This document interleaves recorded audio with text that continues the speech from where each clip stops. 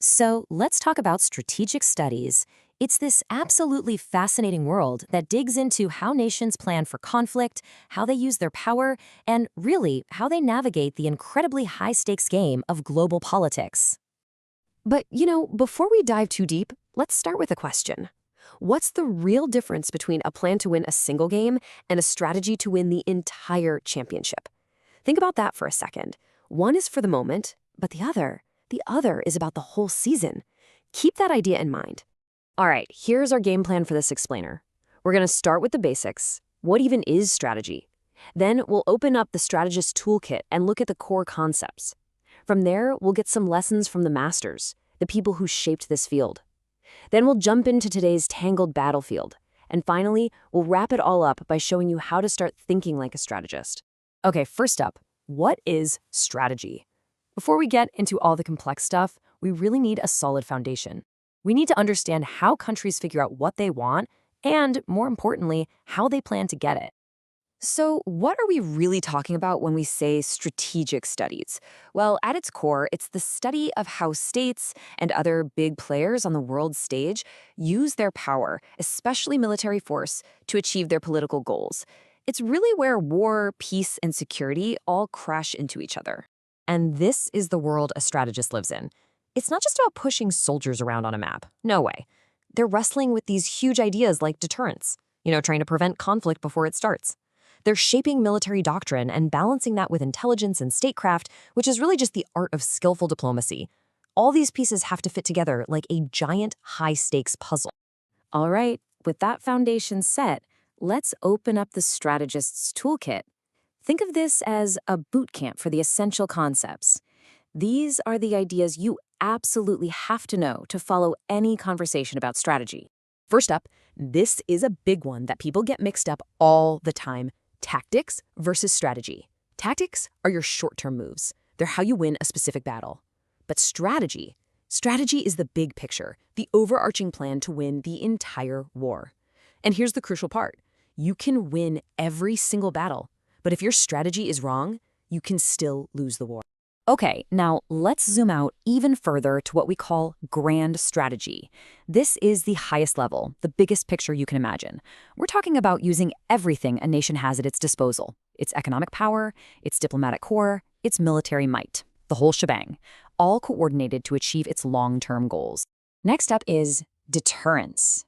And what's so interesting about deterrence is that it's not actually about fighting. It's about psychology. It is the art of convincing your opponent that attacking you is just a terrible, terrible idea, because the price they would pay would be way too high. And that leads us to this really fascinating and kind of ironic paradox called the security dilemma.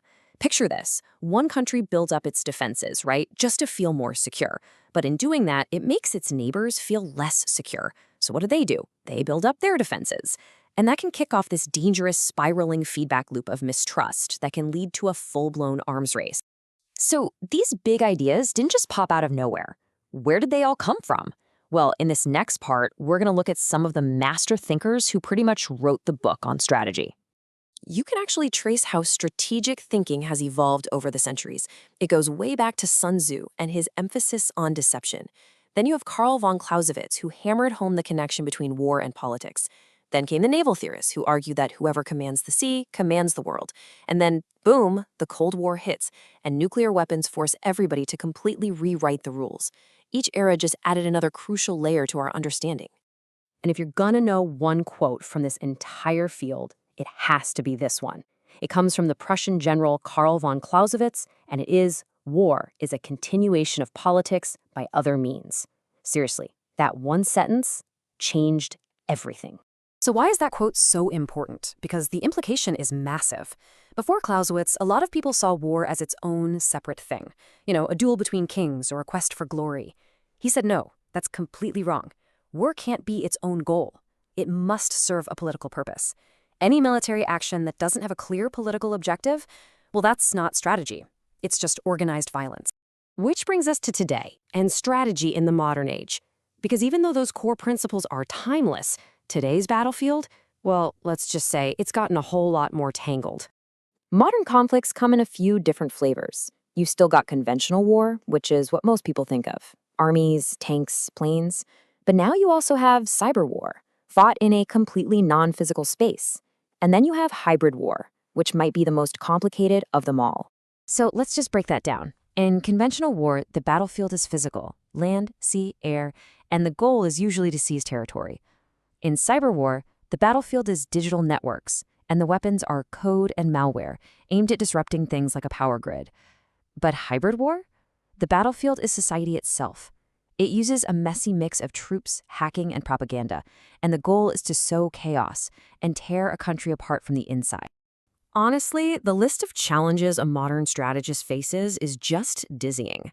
They have to think about nuclear weapons, of course, but also conflicts happening in cyberspace and even outer space, and it doesn't stop there. They have to consider how climate change creates instability that becomes a national security problem. These aren't separate issues. They are all tangled together in one giant, incredibly complex puzzle. So after hearing all that, you might be wondering, how can you even begin to think like a strategist? Well, let's get into our final section, your first mission. One of the best, most powerful frameworks out there is surprisingly simple. It's called the ends, ways, means model. It just forces you to ask 3 critical questions, and you have to do it in this order. First, ends. What is my ultimate objective? What do I really want to achieve? Second, ways. How am I going to get there? What's my plan? And third, means. What do I actually have to work with? What are my resources? A sound strategy is one where those 3 things, ends, ways, and means, all line up perfectly. And here's something absolutely crucial to remember. Strategy is never created in a vacuum. It's always shaped by the worldview of the person making it. For instance, a strategist who sees the world as a ruthless competition for power is going to come up with a very different plan than one who believes international cooperation is the key to security. And a third might say, nope, it's all about the shared ideas and identities that tell us who's a friend and who's a foe. Your starting lens changes everything. And that leaves us with one last big, kind of mind-bending thought to chew on. As artificial intelligence becomes more and more woven into warfare, making battlefield decisions faster than any human ever could, we have to start asking a really profound question. At that point, who is the strategist then?